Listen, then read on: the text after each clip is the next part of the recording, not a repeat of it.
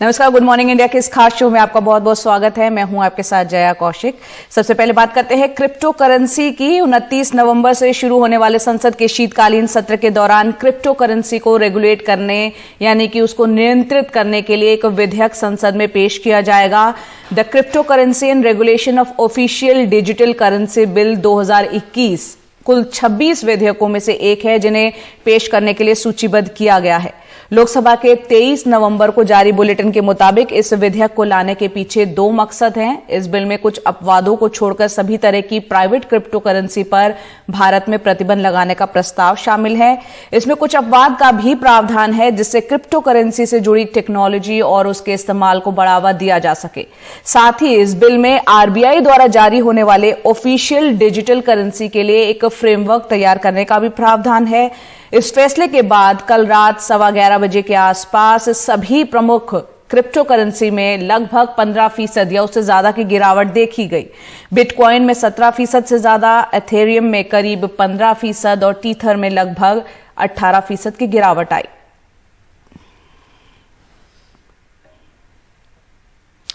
और संसद का शीतकालीन सत्र जो कि 29 नवंबर से शुरू होने जा रहा है, उसमें एक अहम बिल लोकसभा में और पेश किया जाएगा। वो है कृषि कानून निरसन विधेयक 2021। शीतकालीन सत्र के शुरू होते ही 29 तारीख को लोकसभा में इसे पेश किया जाएगा। किसानों के आंदोलन के आगे मोदी सरकार को झुकना पड़ा और तीनों विवादास्पद कृषि कानूनों को निरस्त करने के लिए यह बिल अब लोकसभा में पेश किए जाने के लिए सूचीबद्ध किया गया है। लोकसभा में यह बिल पारित होने के बाद इसे राज्यसभा में पेश किया जाएगा।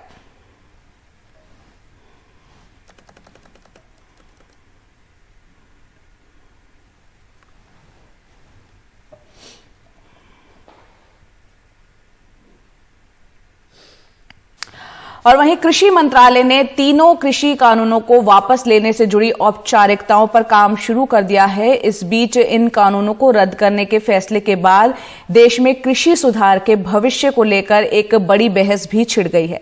नए कृषि कानून की समीक्षा के लिए गठित सुप्रीम कोर्ट की कमेटी के एक सदस्य अनिल घनवट ने मंगलवार को ऐलान किया कि वो 2-3 महीने बाद कृषि सुधार का समर्थन करने वाले 1 लाख किसानों को लेकर दिल्ली आएंगे और यहां एक दिन का कार्यक्रम करेंगे।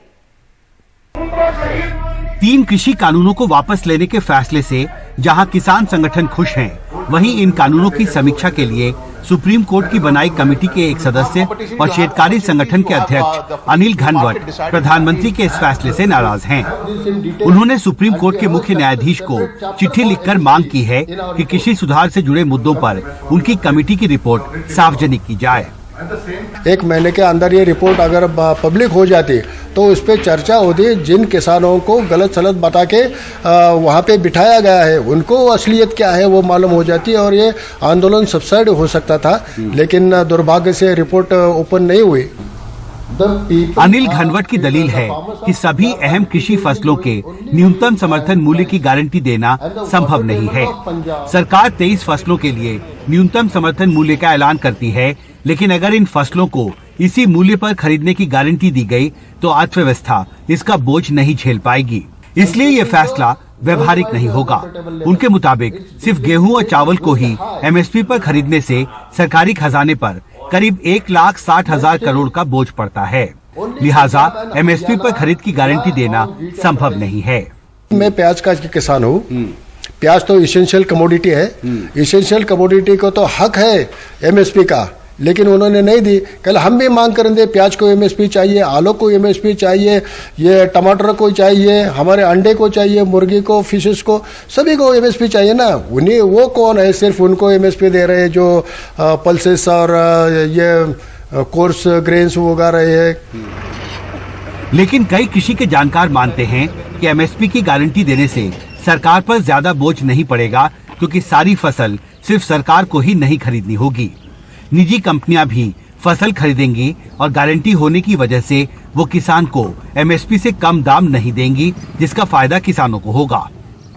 अब कुछ लोग ये कह रहे हैं कि साहब इससे 17 लाख करोड़ रुपए का बजट आ जाएगा वो, और इकोनॉमी जो है वो उल्टा पुल्टा हो जाएगी देश की अगर हमने 17 लाख करोड़ रुपए सिर्फ किसानों की एमएसपी पे खर्च दिया। मेरा ये मानना है कि ये तर्क ठीक नहीं है। तीनों नए कृषि कानूनों को रद्द करने के फैसले ने देश में कृषि सुधार के एजेंडे को पीछे ढकेल दिया है। अब संसद के इस शीतकालीन सत्र के दौरान तीनों नए कृषि कानूनों के रद्द होने के बाद सरकार के सामने अगली बड़ी चुनौती सभी अहम कृषि फसलों पर एमएसपी की कानूनन गारंटी की मांग के साथ साथ किसान संगठनों की 5 और मांगों से निपटने की होगी। संसद भवन से मनु नायर के साथ हिमांशु शेखर, एनडीटीवी इंडिया। और वहीं दूसरी तरफ टीकरी बॉर्डर पर आंदोलनकारी किसानों और दिल्ली पुलिस के अधिकारियों के बीच मंगलवार को एक अहम बैठक हुई है, जिसमें पुलिस ने 26 नवंबर को किसान आंदोलन में बढ़ने वाली भीड़ को लेकर अपनी चिंता जाहिर की। दिल्ली पुलिस की चिंता यह है कि 26 नवंबर को यहां जमा होने वाले किसान कहीं दिल्ली की सीमा में न घुस जाएं। इसी मुद्दे पर पुलिस अधिकारियों ने किसानों से बातचीत की। और अब बात करते हैं महंगे होते टमाटरों की। टमाटर के दाम 100 रुपए किलो के पार हो गए हैं। दिल्ली से लेकर हैदराबाद तक टमाटर 100 रुपए किलो मिल रहा है। आंध्र प्रदेश और तेलंगाना में टमाटर की कीमत 100 रुपए प्रति किलो के भी पार हो गई और इसकी सबसे बड़ी वजह पिछले कई दिनों से टमाटर के उत्पादक राज्यों में भारी बरसात का होना है। आंध्र प्रदेश, महाराष्ट्र, कर्नाटक टमाटर के बड़े उत्पादक राज्य हैं और बारिश का असर इन पर दामों पर दिख रहा है।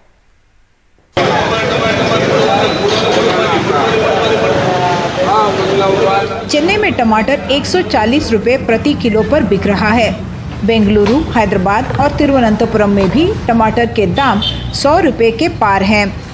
अभी मैं हर एक मार्केट पर देख रहा है तो टमाटर और वेजिटेबल का प्राइस 100 के ऊपर चल रहा है। टमाटर स्पेशली अभी 100 रुपये के ऊपर चल रहा है और अभी गरीब लोग को ये चलने के लिए वो टमाटर परचेज के लिए बहुत दिक्कत हो रही है। मार्केट में बहुत कम टोमेटो आ रहा है और यहाँ पे अगर आप देखेंगे तो उसका रेट है 109 रुपीज़। अगर टॉप ग्रेड की टोमेटो की बात करेंगे तो वो 150 रुपये किलो तक बिक रहा है। ये इसलिए कि आंध्र प्रदेश जो टोमेटो का सबसे बड़ा प्रोड्यूसर है, वहाँ पर बहुत बड़ी बारिश हुई है और चित्तूर और अनंतपुर डिस्ट्रिक्ट जहाँ से बहुत सारा टोमेटो उगाया जाता है, वहाँ पर भी क्रॉप की बहुत लॉस है और इसलिए मार्केट्स में अराइवल्स बहुत कम है। टोमेटो तो बहुत ज़रूरी है हर सब्जी के लिए, बगैर टमाटो के तो कोई सब्जी बन नहीं सकती, तो इसलिए टमाटर बहुत जरूरी। बाकी दूसरी सब्जी हम अवॉइड भी कर सकते हैं पर इसको अवॉइड नहीं कर सकते। टमाटर ही नहीं, हर सब्जी जैसे मुंह चिढ़ा रही है। वेणु एक निम्न मध्यम वर्गीय परिवार की गृहिणी है। उनके पति की महीने की कमाई महज 15,000 रुपए है। आजकल सभी सब्जियों के दाम इतने बढ़ गए हैं कि घर चलाना मुश्किल हो गया है। अभी तो टमाटर सब 100 रुपया नजीक में हो जाते हैं। दाल, तेल सब 100 रुपया से भी ज़्यादा ही है।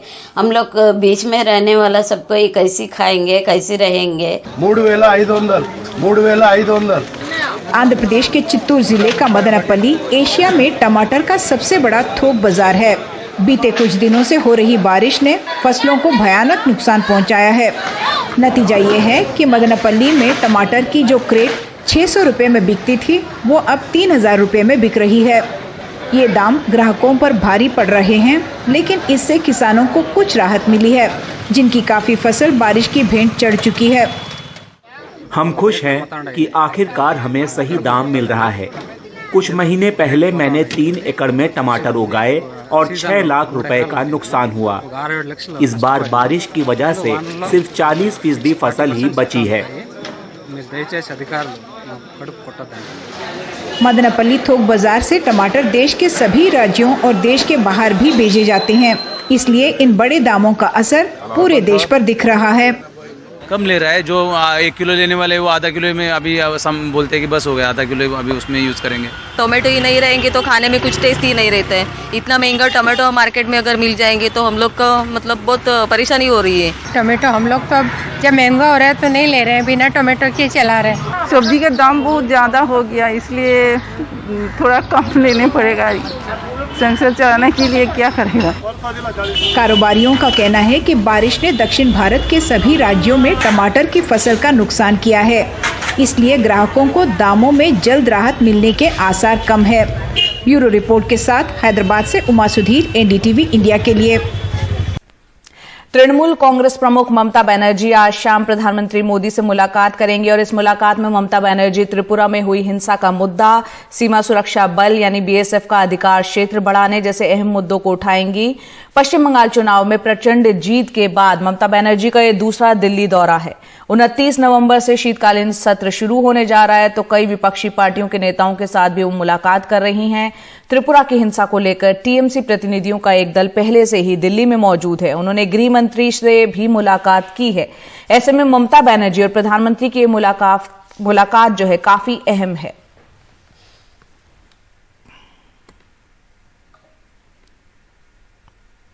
तो बंगाल की मुख्यमंत्री ममता बनर्जी दिल्ली में हैं। मंगलवार को उनसे मिलने और टीएमसी में जाने के लिए एक के बाद एक नेता आते रहे। बंगाल में तीसरी बार जीत के बाद अब टीएमसी के हौसले काफी बुलंद है। देखना यह होगा कि क्या ममता बनर्जी अब बंगाल के बाहर भी अपने पैर जमा पाएंगी और क्या लोकसभा चुनाव से पहले नरेंद्र मोदी के सामने खुद को वो विपक्ष का प्रमुख चेहरा बना पाएंगी। मंगलवार को टीएमसी में शामिल होने वाले की झड़ी से लग गई। पहले जेडीयू के पूर्व सांसद पवन वर्मा ने टीएमसी का दामन थामा, फिर कांग्रेस के कीर्ति आजाद ने और उसके बाद हरियाणा कांग्रेस के पूर्व अध्यक्ष अशोक तंवर ने टीएमसी की सदस्यता ली। इन्हें पार्टी में शामिल करवाने खुद पश्चिम बंगाल के मुख्यमंत्री ममता बनर्जी दिल्ली पहुंची। इन नेताओं के जरिए टीएमसी बिहार और हरियाणा में भी अपने पांव पसारने की तैयारी में है। देखिए, मैं भविष्यवाणी तो करता नहीं, पर मैं उम्मीद करता हूं कि 2024 में वो राष्ट्रीय चुनाव जीतकर दिल्ली में हों। एक खिलाड़ी हूं, मेरा कोई जात नहीं, कोई मजहब नहीं।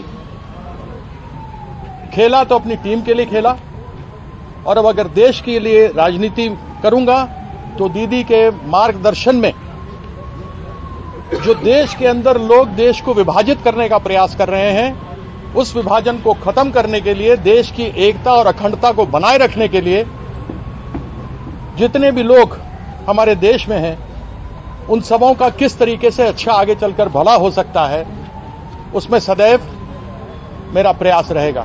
जैसे किसानों ने मिलकर के दिल्ली के चारों तरफ मोर्चाबंदी करी और सरकार को झुका दिया, उसी तरीके से अगर पूरा विपक्ष एक होकर के लड़ाई लड़ेगा तो निश्चित तौर पर 2024 का जो चुनाव होगा उसमें भारतीय जनता पार्टी को करारी शिकस्त मिलेगी और आने वाले 5 राज्यों के चुनाव से उसके नतीजे साफ देखने को मिलेंगे। बंगाल में तीसरी बार मिली शानदार जीत के बाद तृणमूल कांग्रेस के हौसले बुलंद हैं। पार्टी 2024 के चुनाव से पहले अधिक से अधिक राज्यों में विस्तार की तैयारी कर रही है, लेकिन खास बात यह है कि टीएमसी में शामिल होने वाले अधिकतर नेता कांग्रेस के ही हैं। अभिजीत मुखर्जी, सुष्मिता देव, लुइजिनो फिलेरियो जैसे कांग्रेस नेता टीएमसी में पहले ही शामिल हो चुके हैं। ऐसे में कांग्रेस की नाराजगी साफ दिख रही है। मोदी जी के साथ हमारे दीदी की एक नापाक गठजोड़ हो चुके हैं और दोनों की रूख में, तेवर में समानता हम दिख रहे हैं। मोदी चाहता है कि कांग्रेस मुक्त भारत, अभी दीदी भी चाहने लगी कि कांग्रेस मुक्त भारत। इन सबसे बेपरवाह टीएमसी के हौसले बुलंद है। उसकी कोशिश अब प्रधानमंत्री मोदी के खिलाफ विपक्ष का मुख्य चेहरा बनने की है। शुक्रिया अदा करनी चाहूंगी कि आप लोगों ने इतना मेहनत से इतना दूर से आए हुए हैं और आप लोगों ने इतना अच्छा से डिसीजन लिया है, तो देश के लिए आज बीजेपी के हराने के लिए ये हमारा सबसे बड़ा फैसला है। तीसरी बार बंगाल के मुख्यमंत्री बनने के बाद ममता बनर्जी का दिल्ली का यह दूसरा दौरा है। प्रधानमंत्री मोदी के खिलाफ विपक्ष को एकजुट करने की कोशिशों के बीच बुधवार को खुद उनसे मिलने जा रही है। साफ दिख रहा है कि ममता की नजर 2024 पर है। बंगाल में उनकी जड़ें मजबूत है। अब वह इस कोशिश में है कि उनकी पार्टी का विस्तार राष्ट्रीय स्तर पर हो, और ये सारे नए चेहरे इसी कोशिश का परिणाम है।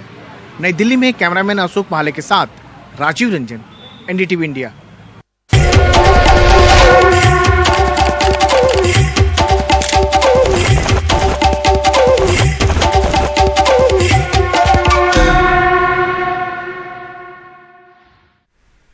उत्तर प्रदेश की सियासत की बात करते हैं। समाजवादी पार्टी और आरएलडी के बीच चुनावी गठबंधन तकरीबन तय हो गया है। समाजवादी पार्टी के अध्यक्ष अखिलेश यादव और आरएलडी के अध्यक्ष जयंत चौधरी के बीच मंगलवार को लखनऊ में एक लंबी चर्चा हुई, जिसके बाद दोनों नेताओं ने ट्वीट कर गठबंधन होने का इशारा किया। सूत्र बता रहे हैं कि जयंत चौधरी गठबंधन में 50 सीटें मांग रहे थे, लेकिन सपा 35 सीटें देने को तैयार है।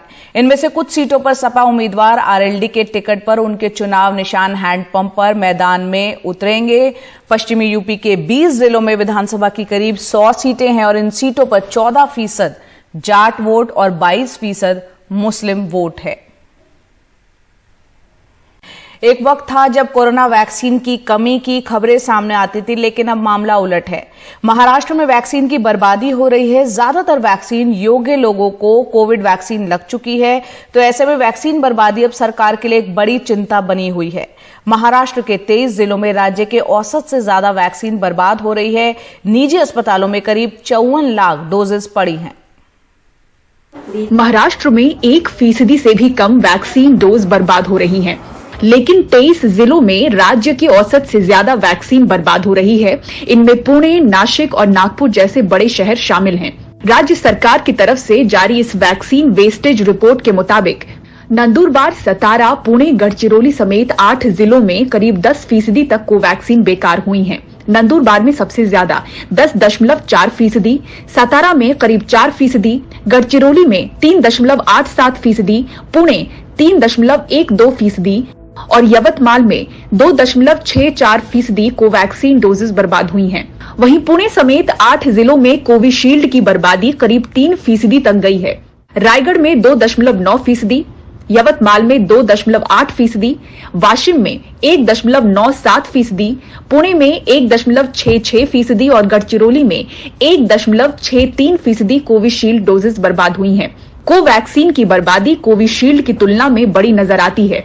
दोनों वैक्सीन के डेटा को मिलाकर देखें तो करीब 10 से ज्यादा जिले बर्बादी पर लगाम लगाए हुए हैं। महाराष्ट्र में अब तक वैक्सीन लेने योग्य 76% लोगों को पहली डोज और 38% लोगों को दूसरी डोज मिल चुकी है। टीकाकरण की रफ्तार बीते कुछ हफ्तों में तेजी से नीचे आई है। बताया जा रहा है कि महाराष्ट्र के निजी अस्पतालों में कोविड टीकों की करीब 54 लाख खुराक पड़ी हैं। इसके एक बड़े हिस्से की अगले 2 से 3 महीनों में एक्सपायरी है। स्टेट टास्क फोर्स कहती है कि ऐसे में निजी अस्पताल अपने स्टॉक को डिस्काउंटेड रेट या फिर मुफ्त में दूसरे जरूरी सेंटरों तक पहुंचा रहे हैं। बहुत सारे प्राइवेट हॉस्पिटल्स के पास बहुत सारे टीकों के जो डोजेस थे वो बचे हुए हैं और उनके पास जो है वैक्सीनेशन का रेट कम हो गया है, क्योंकि उनके पास आने वाला पॉपुलेशन जो है करीब टीकाकरण उनका कंप्लीट हो चुका है, ऐसा माना जाता है। तो इन्होंने भी कॉर्पोरेट सोशल रिस्पॉन्सिबिलिटी के तहत, कुछ सोशल वर्क के तहत, कुछ कंसेशन के माध्यम से ये जो टीके हैं ऐसे लोगों को दिए हैं जिनके पास की आर्थिक समस्या हो, या तो ऐसे हॉस्पिटल्स में ट्रांसफर कर दिया है जहां पे कि टीकाकरण का रेट अभी अच्छा चल रहा है। ये लोग की पूरी कोशिश यही है कि टीके कोई भी वेस्ट ना हो।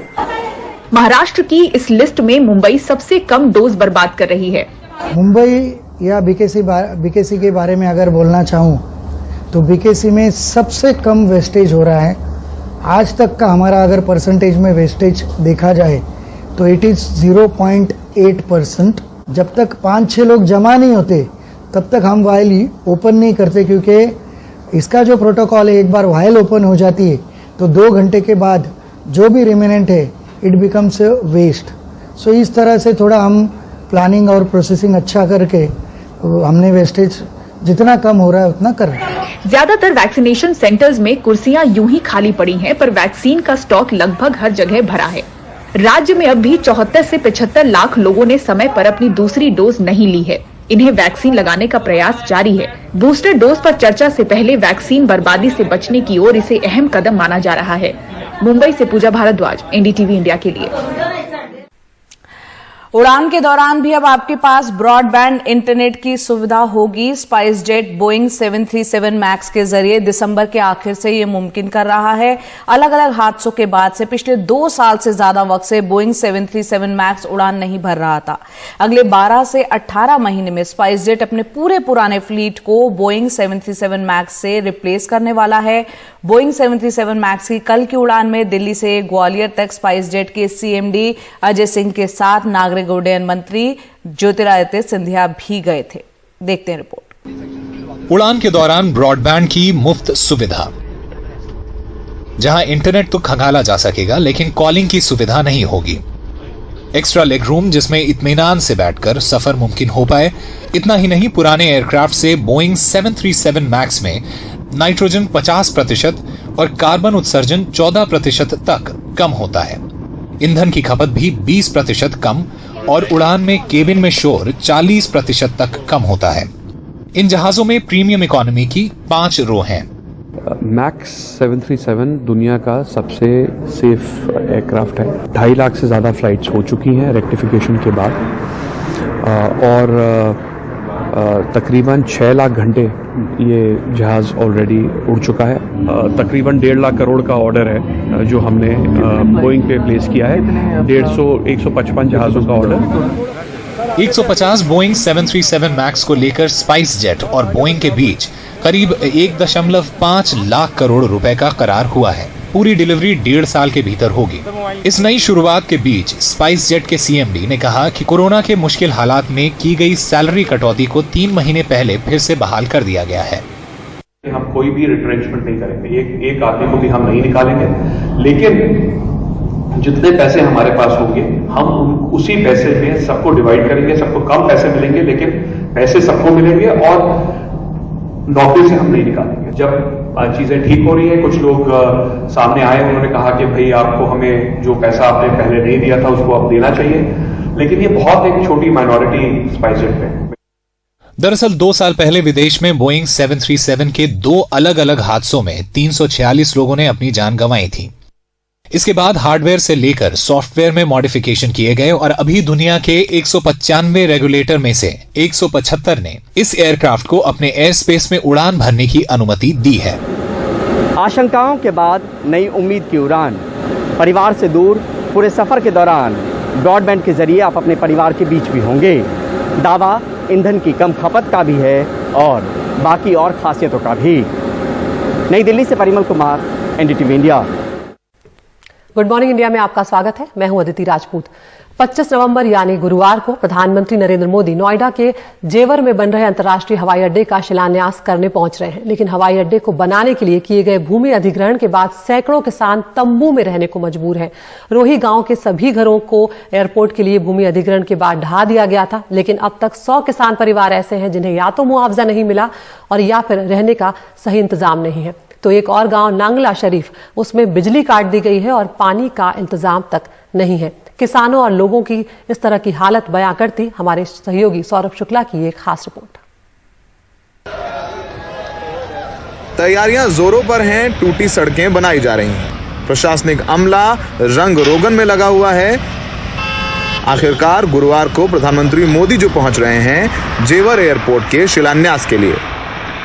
प्रधानमंत्री के कार्यक्रम वाली जगह से ठीक 700 मीटर दूर रोही गांव में 45 साल के ओमपाल पिछले 3 साल से पॉलीथीन के तंबू में रह रहे हैं। ना ओमपाल को अब तक मुआवजा मिला है और ना ही भूमि अधिग्रहण कानून के तहत रहने के लिए प्लॉट दिया गया है। काफ़ी ठंड लगती है, 3 साल हो गए हम यहीं पे रहते ऐसे ही। कब ना ही प्लॉट दे रहे हैं, नहीं हमें जमीन का पैसा मिला मुआवजा जो ट्रेजरी में जमा। 2 साल हो गए हमें फाइल लगाए हुए। क्यों लेट हो रहे हैं? अब ये मालिक ने, ये तो अधिकारियों के हाथ में। दरअसल रोही गांव के सभी घरों को एयरपोर्ट के लिए भूमि अधिग्रहण के बाद ढहा दिया गया था, लेकिन अब तक लगभग 100 किसान परिवार ऐसे हैं जिन्हें या तो मुआवजा नहीं मिला, अगर मुआवजा मिला भी है तो कानून के मुताबिक शहर में रहने के लिए प्लॉट नहीं मिला। 82 साल के रामस्वरूप भी 1000 गज के अपने पक्के घर को ढहा दिए जाने के बाद अपनी पत्नी के साथ तंबू बांधकर रहने पर मजबूर हैं। जमीन को मुआवजा जायज ना मिलो, अच्छा, ना ही मकान को मिलो, अच्छा, प्लॉट दियो 90 मीटर। 90 मीटर में हम क्या कर लेंगे? हमें चाहिए, कोर्ट में हमारा केस चल रहा है। क्या मांग कर रहे हैं आप? हम चौगने की मांग है। अच्छा, विस्थापन के लिए हमें जमीन चाहिए कवर्ड एरिया की पूरी। रोही गांव से निकलकर हम एयरपोर्ट के लिए अधिग्रहित किए गए नंगला शरीफ गांव पहुंचे। वहां हमारी मुलाकात 45 साल के हसन मोहम्मद से हुई। हसन मोहम्मद का घर भी 3 साल पहले एयरपोर्ट बनाने के लिए ढहा दिया गया था। तब से वो अपने 4 बच्चों के साथ कंक्रीट के बीच इस तंबू में रहने के लिए मजबूर हैं। हसन को मुआवजा तो मिल गया पर रहने के लिए प्लॉट नहीं मिला। इसलिए मजबूरी में छोटे बच्चों के साथ 6x6 के तंबू में इस साल भी ठंड काटने के लिए मजबूर हैं। हमें 5-5.5 लाख रुपए मिल गए हैं, हमें प्लॉट नहीं मिला, मकान का पैसा नहीं मिला, हम सर यही पड़े झोपड़ी में बना के अपनी में झुग्गी में रहते हैं। अब ये छोटे मोटे बच्चे हैं, अब इनने कहाँ ले जाके पटके हम ले जाके कागज बिल्कुल तैयार है जी, देख सकते हो आप भी, कागज में कोई कमी हो तो ये लिखा तो उनकी हाथ की है, कोई मेरे हाथ की नहीं है। नंगला शरीफ गांव के करीब 15 किसान परिवार हैं जो ऐसे तंबू में रहने पर मजबूर हैं। यहाँ बिजली काट दी गई है और पानी का इंतजाम नहीं है। बिजली नहीं, कुछ भी नहीं, काट ली, घर फोड़ दिए हमारे, बिजली काट दी। बिजली नहीं है? नहीं है जी। मुआवजा मिला अभी मुआवजे नहीं मिले। जिन लोगों को 100 गज का प्लॉट मिल गया वो यहाँ अपने जानवरों के लिए रहने पर मजबूर हैं, क्योंकि 100 गज के प्लॉट में खुद रहें या अपनी गाय भैंसों को रखें। मुझे 50 मीटर का प्लॉट दिया है, उसमें मैं रहूं कि अपने पशु न रखूं, क्या करूं मैं? पशु वहाँ पर हम पाल नहीं सकते। क्यों? बस शर्त लिखी हुई है जी कि आप पशु बकरी भैंस कुछ नहीं पालोगे यहाँ पर। अलग दे दो। अच्छा हाँ जी, पशु आड़ा तो कैसे चलाओगे अपना काम? बस जी ये सबसे सिर दर्द बना हुआ मैटर है जी हमारे साथ में। खेड़ा दयानतपुर के रहने वाले 62 साल के अजय प्रताप सिंह लगभग 500 किसानों के साथ मिलकर भूमि अधिग्रहण के खिलाफ इलाहाबाद हाईकोर्ट पहुँच गए हैं। अजय प्रताप का आरोप है कि सरकार ने किसानों को 4 गुना मुआवजा देने की बजाय 2 गुना मुआवजा ही दिया है। पहले इन गांव को शहरी क्षेत्र दिखाया, फिर तकनीकी खामी बताकर आबादी को ग्रामीण घोषित कर दिया। नियम के मुताबिक अगर जमीन शहरी है तो मुआवजा सर्किल रेट का 2 गुना मिलता है और ग्रामीण क्षेत्र में मुआवजा 4 गुना देना पड़ता है। ऐसा कहीं देश में नहीं हुआ जहां ग्रामीण आबादी को ग्रामीण मान लिया जाए और कृषि भूमि को शहरी मान लिया जाए। 2 गुना दिया गया, 4 गुना नहीं दिया। हम ग्रामीण हैं तो हमें 4 गुना मुआवजा चाहिए। जेवर से बीजेपी के विधायक धीरेन्द्र सिंह मानते हैं कि अधिग्रहण में जल्दीबाजी हुई है, जिस वजह से किसानों को सही मुआवजा और निवास नहीं मिल पाया है। किसानों को जो विस्थापन हुआ है उसमें समय की और आवश्यकता थी, लेकिन चूंकि उत्तर प्रदेश सरकार का समझौता था संबंधित कंपनी से कि कब तक उन्हें जमीन को दिया जाना, उसलिए किसान भाइयों को दिक्कत तो हुई है, लेकिन अधिकारियों के साथ बैठकर हम उनकी दिक्कतों का समाधान कराने के लिए समय समय पर बैठकें करते हैं। गुरुवार को यहाँ बड़ी रैली होगी। बीजेपी सरकार बताएगी कि कैसे यहाँ चमकता एयरपोर्ट बनेगा, लेकिन सच ये भी है कि जिन किसानों की जमीन पर ये दावे किए जा रहे हैं वो अपने घर उजड़ जाने के बाद तंबुओं में रहने पर मजबूर हैं। कोई यहाँ इस बात से नाराज नहीं है कि यहाँ एयरपोर्ट बन रहा है, सब खुश हैं कि यहाँ एयरपोर्ट बन रहा है, इलाके का विकास हो रहा है। बस इनका कहना है कि सभी को सही समय पर मुआवजा मिल जाए, प्लॉट मिल जाए और जो कानून के मुताबिक है उसके तहत सब कुछ किया जाए। उनको कोई समस्या नहीं है। अभी भी सैकड़ों परिवार यहाँ पर तंबुओं में रह रहे हैं और इंतजार कर रहे हैं कि इनको प्लॉट मिल जाए, मुआवजा मिल जाए, ताकि वो यहाँ से चले जाएं और अपने जानवरों को भी ले जाएं, क्योंकि ये सब जानवरों पर निर्भर हैं, दूध का काम करते हैं। अगर जानवर नहीं रख सकते तो उनके लिए घर किस काम का। सहयोगी मोहम्मद मुर्सलीन के साथ जेवर में सौरभ शुक्ला, एनडीटीवी इंडिया। और अब बात करते हैं महंगे होते टमाटरों की, जिसने लोगों के खाने का जायका बिगाड़ दिया है। टमाटर के दाम 100 रुपए किलो को पार कर गए हैं। दिल्ली से लेकर हैदराबाद तक टमाटर 100 रुपए किलो मिल रहा है। आंध्र प्रदेश और तेलंगाना में टमाटर की कीमत 100 रुपए से भी ज्यादा हो चुकी है और इसकी सबसे बड़ी वजह पिछले कई दिनों से टमाटर के उत्पादक राज्यों में भारी बारिश बताई जा रही है।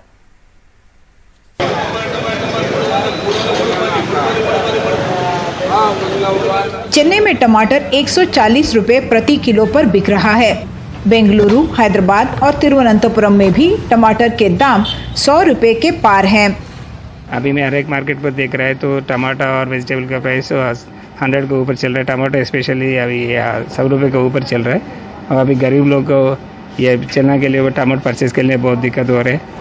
मार्केट में बहुत कम टोमेटो आ रहा है और यहाँ पे अगर आप देखेंगे तो उसका रेट है 109 रुपीज़। अगर टॉप ग्रेड की टोमेटो की बात करेंगे तो वो 150 रुपये किलो तक बिक रहा है। ये इसलिए कि आंध्र प्रदेश जो टोमेटो का सबसे बड़ा प्रोड्यूसर है, वहाँ पर बहुत बड़ी बारिश हुई है और चित्तूर और अनंतपुर डिस्ट्रिक्ट जहाँ से बहुत सारा टोमेटो उगाया जाता है, वहाँ पर भी क्रॉप की बहुत लॉस है और इसलिए मार्केट्स में अराइवल्स बहुत कम है।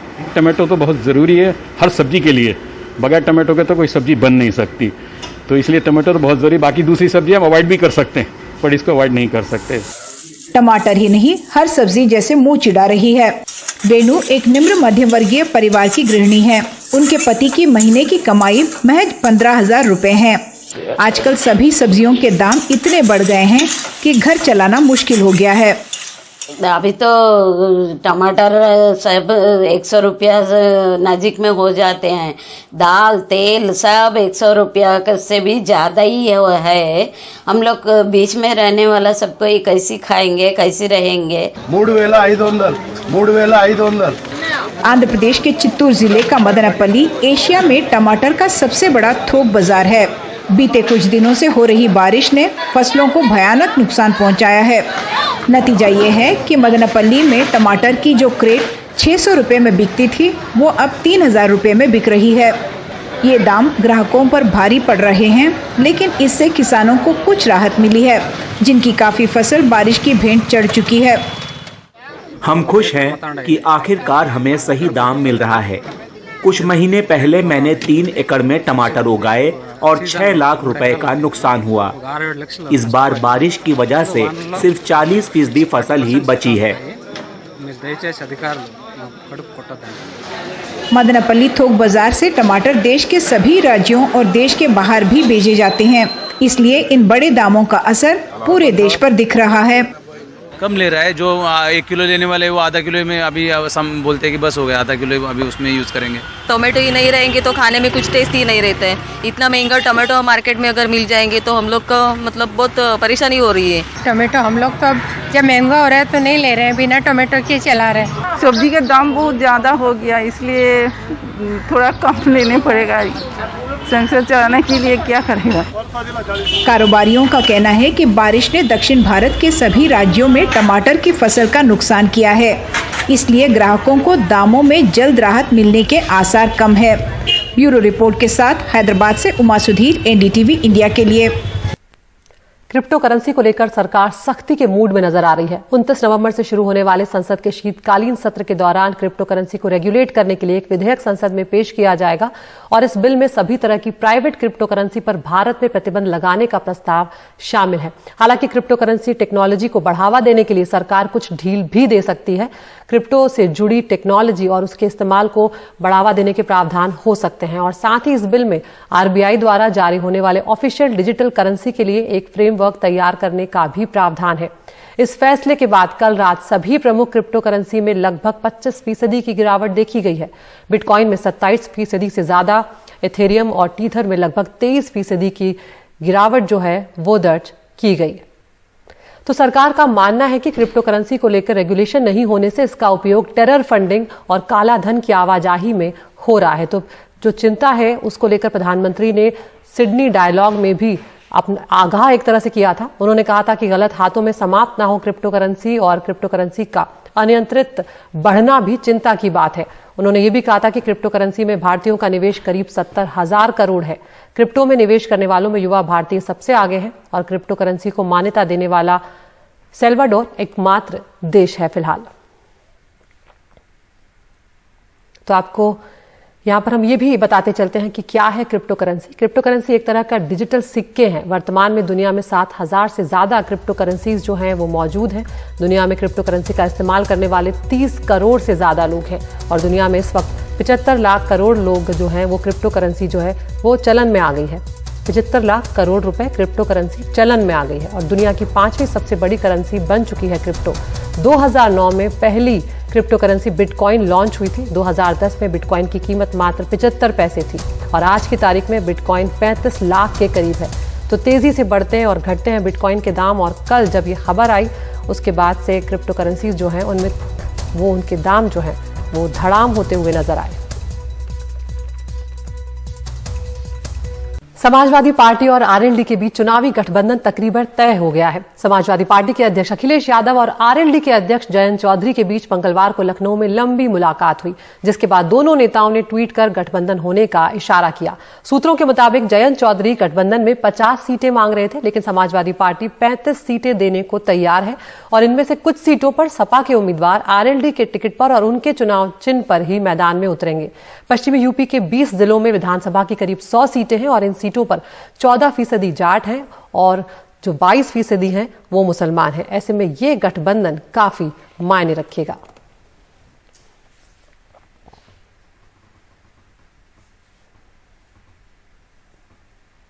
और अब वक्त हो गया है टॉप 5 का। रोज हम आपको 5 खबरें दिखाते हैं और आप चुन सकते हैं अपनी पसंद की खबर। तो पहली खबर आज है बैन के लिए आएगा बिल, और इस खबर के बाद क्रिप्टो करेंसी धड़ाम हो गई है। कई के दाम 25 से 23% तक गिर गए हैं। दूसरी खबर, आज कैबिनेट में कृषि कानून वापसी का बिल आने जा रहा है। तीसरी खबर, सरकार बाजार में उतारेगी रिजर्व कच्चा तेल, जिसके बाद माना जा रहा है कि पेट्रोल डीजल की कीमतों में फिर से इजाफा हो सकता है। चौथी खबर, उत्तर प्रदेश से, जहां पर अखिलेश यादव और जयंत चौधरी साथ साथ आ रहे हैं, जिससे यूपी के चुनाव में और दिलचस्पी पैदा हो गई है। और पांचवी खबर, पेगासस पर अब एप्पल कंपनी ने केस कर दिया है। तो आप हमारे YouTube चैनल पर जाएं, इन 5 खबरों में से अपनी पसंद की खबर चुनें, हम उसे विस्तार से आपको रूबरू कराएंगे।